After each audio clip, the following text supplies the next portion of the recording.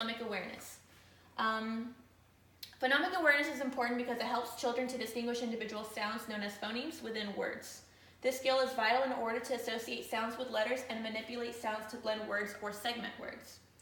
In other words, it acts as a precursor to reading and spelling. Okay, factors to consider.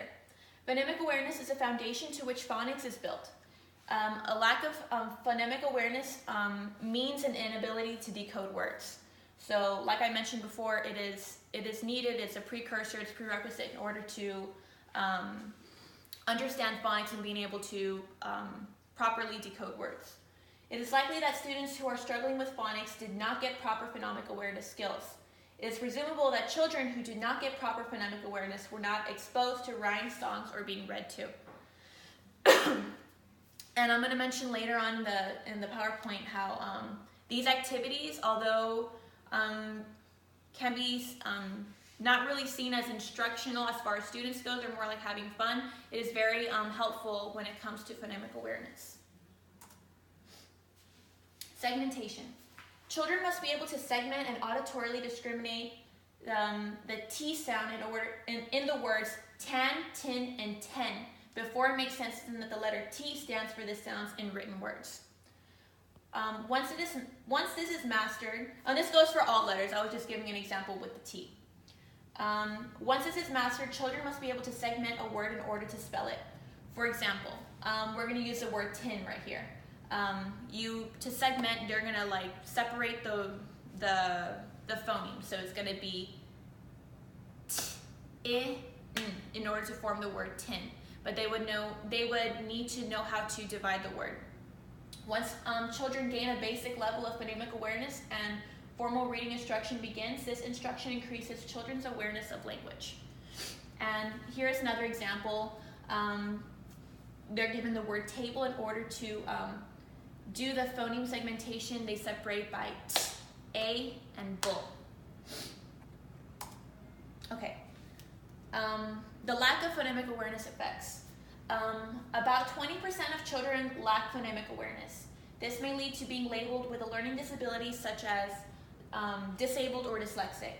It is common that the children continue to fall behind, and this makes it hard for them to catch up once they have fallen behind already. Children who fall in this category typically get by through memorization of words rather than learning the material. They tend to read less, have less word exposure, and less likely to memorize a large number of words.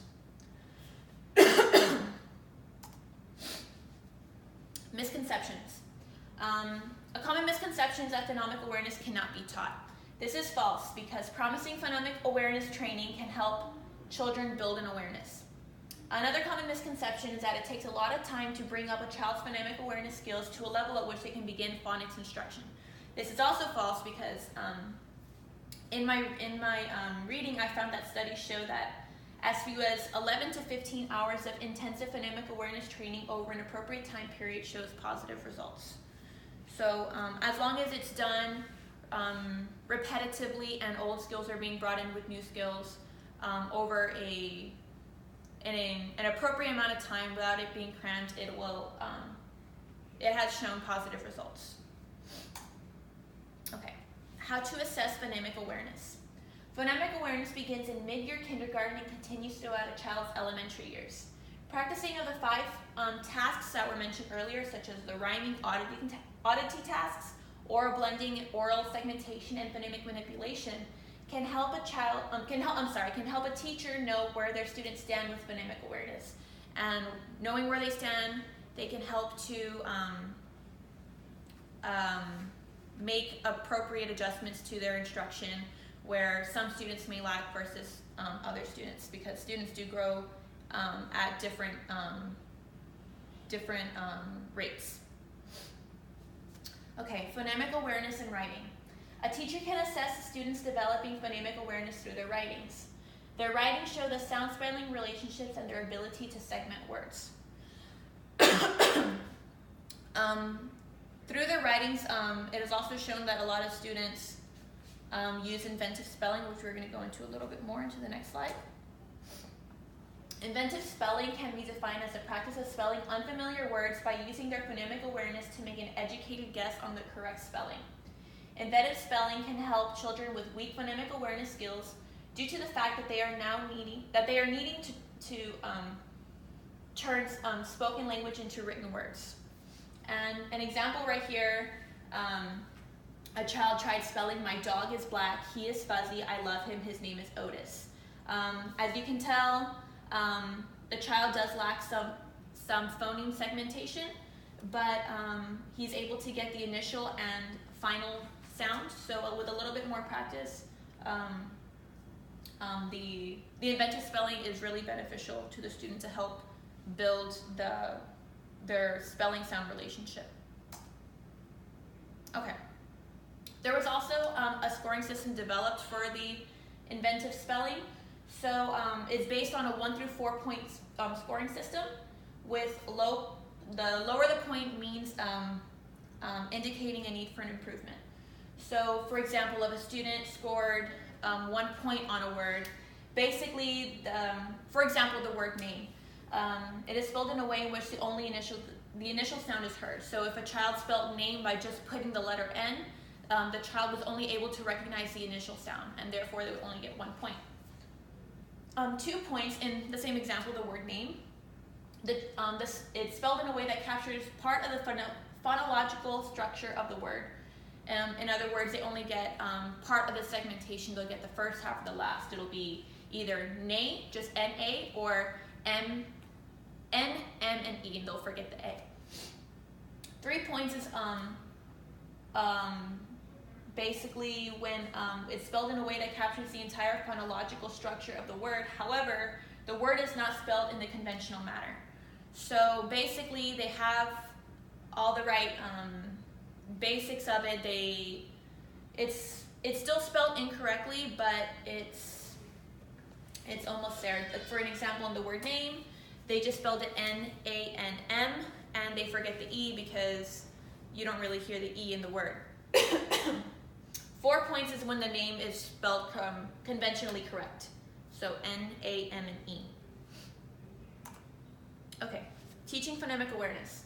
Teaching phonemic awareness can be done through fun exercises. A lot of the time, children feel as if they are just having fun. Meanwhile, they're developing an important prerequisite to phonics. Most phonemic instruction activities are oral and engaging to students. Ways that teachers can implement phonemic awareness instruction into the classroom is through the use of rhymes, such as nursery rhymes, various songs, word games, and puppets.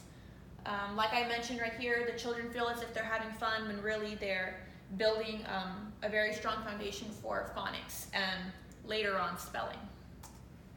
Okay, the 2 main types of phonemic awareness instructional activities. There are different kinds, but these are the 2 main forms. There's oral blending and oral segmentation. Basically, they're completely different, but they're both needed in order for proper reading and spelling. Oral blending helps children hear how sounds are put together to make words. They prepare children to decode words independently. The way this can be taught is through the stretching of words. For example, in the word sat, you would want to stretch out the word in order to put it together to blend it. So you would say, when you want them to spell it, you would ask them to listen, you would say sat. You want to stretch it out so they are able to differentiate the different letter sounds that are needed in the word. In oral segmentation, this helps children to separate words into sounds.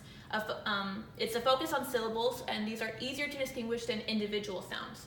It acts as a preparation for spelling.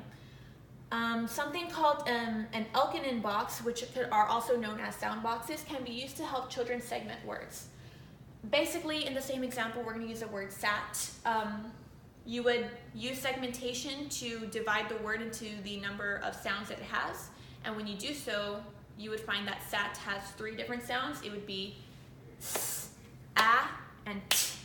Since there are 3 different sounds, you would use the children would put the 3 different boxes for the Elkanon box.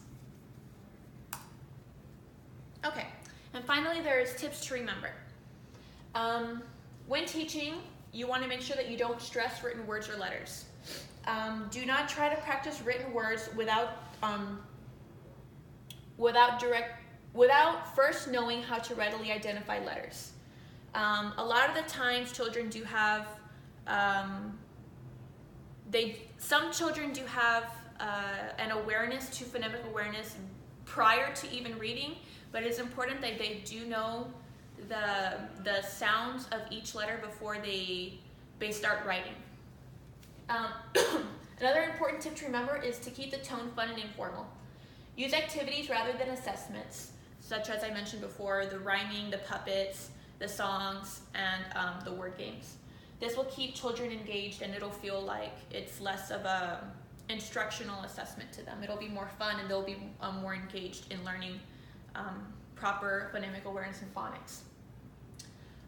Another one is to monitor the progression of each child. Children learn at different paces. Pay special attention for patterns of difficulty, and when a teacher does this, it'll allow them to properly make adjustments in their instruction. And last but not least, you want to model for the children. You want to show the children how to accomplish the various tasks and provide corrective feedback. For example, you won't just give them an activity, you won't just give them a song to do, you'll do it with them, you'll show them how to do it, and if they do happen to do it incorrectly, you want to provide corrective feedback and help build them up to try to get it the next time and instead of bringing discouraging them. And that is it. Thank you so much.